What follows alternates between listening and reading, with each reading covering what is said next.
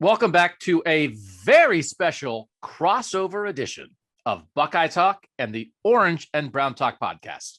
You might be catching this in the Ohio State feed. You might be catching this in the Browns feed. We're all together to draft, it's because it's both things, the best Ohio State players currently in the NFL. To do that, we have me, Doug Lesmerises. We have Stephen Means from the Ohio State beat. And we have Ashley Bastock and Dan Labbe from the Cleveland Browns beat. And Dan Labbe, we'll start with you. Who is the number one pick in this draft in the Orange and Brown Talk, Buckeye Talk crossover? So one of the reasons I decided to take number one is because I think this is one of the discussions we want to have. And so my first pick is Nick Bosa. So I'm taking him number one overall.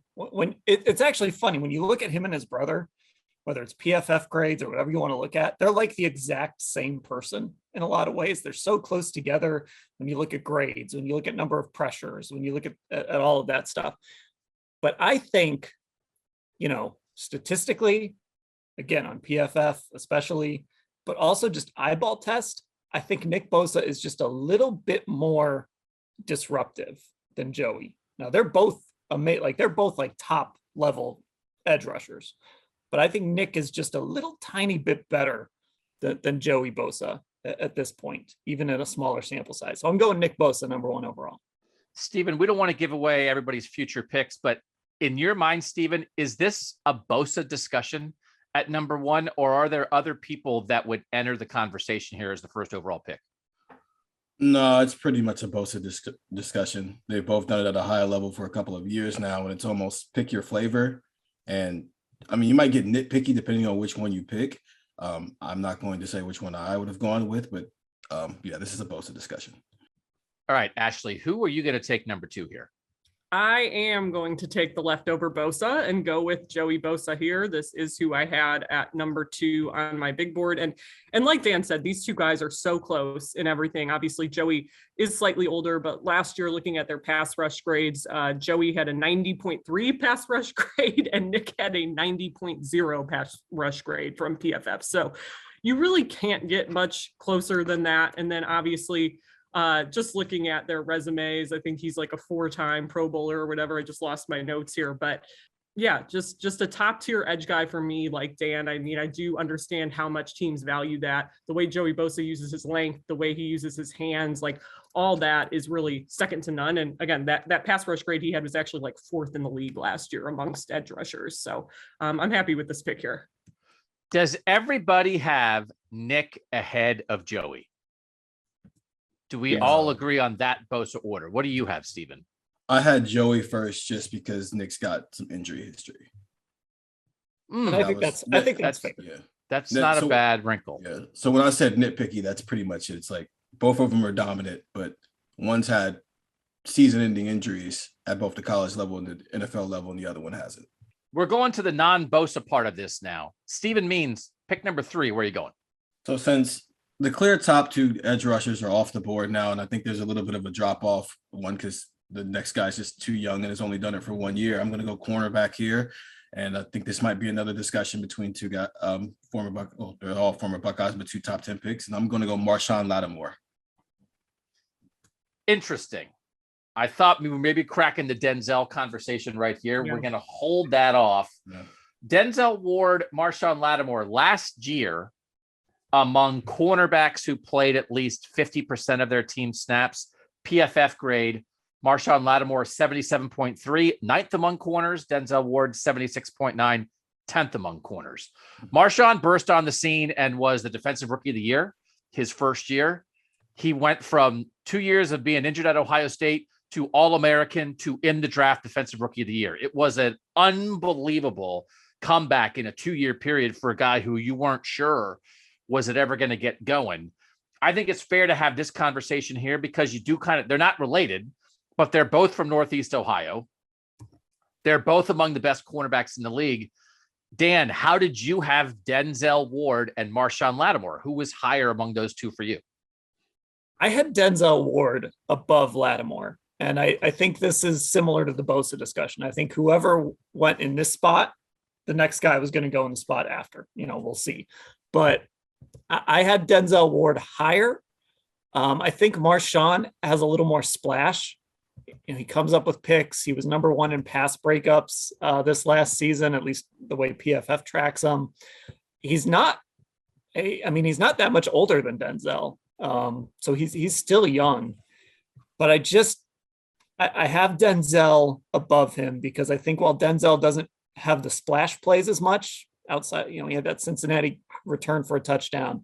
I think Denzel might be a little bit better just in coverage. And some of this also might just come down to, I watched Denzel. I've seen every snap of Denzel's career, and I haven't seen every snap of Marshawn and Lattimore's career. I think in some ways this is maybe even closer than the Bosa brother discussion, but I did have Denzel third on my list overall, and I had Marshawn sixth on my list overall.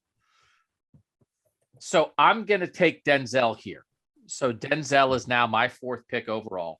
He was third on my list. I think we all, right? I mean, given how the board has gone so far, everybody would take Denzel here at 4. Is that correct? Yeah. Yes. This is a slam dunk for little Dougie. Kicking off the second round, I'm going to take a guy who I think is a future Hall of Famer. And I'm going to take Cam Hayward. And this is a guy, when I went through all the and listen, PFF grades are just a way to put a number on something. They're not the end all be all. They're helpful. Of all the Ohio State guys who played at least 50% of the snaps a year ago and ranked in the top 50 of PFF grades at their position. Okay. That's 16 guys for Ohio State. Cam Hayward had the highest grade. Nick Bosa was an 89.4. Cam Hayward's a 90.8. You talked about Aaron Donald, Dan. Aaron Donald is the highest graded defensive tackle in the league last year. Cam Hayward's second. He's been doing it for well over a decade. He is an absolutely foundational piece of a foundational franchise. He does it at an incredibly high level for an incredibly long time, Dan. And I do not think he is like on the precipice of falling off a cliff with his level of performance. So I think there are arguments for another 5 to 6 guys here. I think we're getting into an interesting range.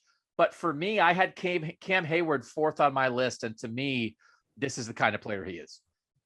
I feel good about the pick. He'll be number 5. And we go to Steve and me to pick number 6. Yeah. Positional value, I should probably take a receiver here, but I'll hold off because I think that position's pretty deep and I can still get a good guy, especially my favorite guy. For people who listen to Buckeye Talk, I'm going to go running back here. I know it's probably a little high, but I'm taking Ezekiel Elliott here. I understand he hasn't been the Ezekiel Elliott he was when he first got in the league, and he was basically the best running back in the league for a Super Bowl winning team, but he's like 4th among active guys in rushing yards in his career so far. And he's still quality at this position. And when the drop off from what he is into what everybody else is at his position for Ohio State, you got to take that into account here and maybe take him a little higher than you want to. Zeke could run for 1,500 yards this year. He could, but I think there's a couple guys who have been good and more is coming. And maybe Ashley Bastock will pick one of them next to pick 7. Yeah, I am going to go with an ascending pick here. I am going to go receiver, and I am going with this guy because of recent injuries to somebody else. So I'm going to take Garrett Wilson here. Oh, I am. Wait. Oh my God. Oh, Orange and Brown Talk listeners. If you are, this is war. Watch it. Ashley, you don't know what you just did. Doug, you're not picking again for like it's not me. It's not me. Steven? Can I tell you something? Can I tell you something? If Ashley didn't take him, he wasn't getting I know. Whoa! I know. He was the top receiver on my board too. Yeah. I know. When I picked Zeke, I basically sacrificed the fact that in the next 4 picks, Garrett was going to be gone. I knew that. And I'm crying on the inside. Sorry. I'm very sorry. All right. So Dan Labbe, are you going to go receiver or somewhere else? You're up with picks 8 and 9. Yes, I've got back-to-backers here, and I am going to go receiver on this first one. And I'm going to go with Terry McLaurin. I like the athleticism. I like the speed. The guy can make circus catches. I think he's more of a downfield threat than Michael Thomas is. So he was the second receiver on my board. So I'm going to take him here. Again, a guy that hasn't had consistent quarterback play in Washington. We can just go through that long list of quarterbacks that he's had to play with. And he's just been really good. A little older, honestly, kind of surprised me, his age, but I still like him as my second receiver off the board here.